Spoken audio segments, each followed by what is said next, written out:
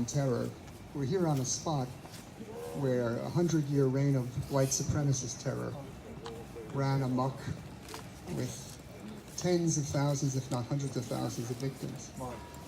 And as was just mentioned, there still is a lawlessness on the part of some authorities that is taking its toll among African Americans. But I want to speak of another kind of terror that we need to think about, which is, I think, intimately linked to the Morris Ford movement.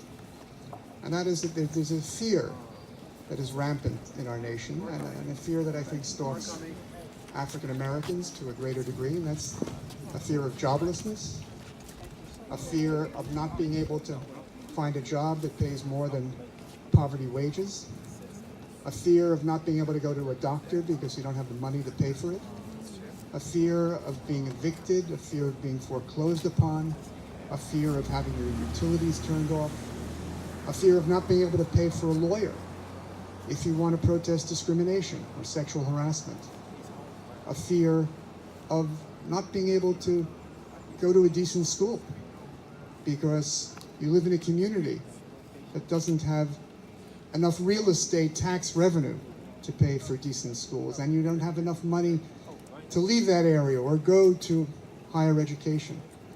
So I think we have to think about all of these fears that still stalk us despite all of the achievements of the civil rights movement. We have to think about the economic liberation that has been neglected by not just the Republican Party, but the Democratic Party as well.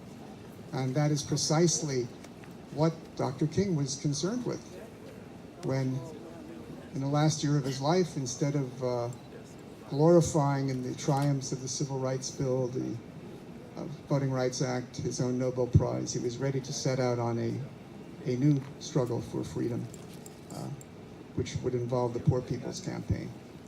Well, that campaign has not achieved fulfillment, and there's much for us to think about as what we have to do to carry out that true birth of freedom that still awaits us. Thank you. You're absolutely right.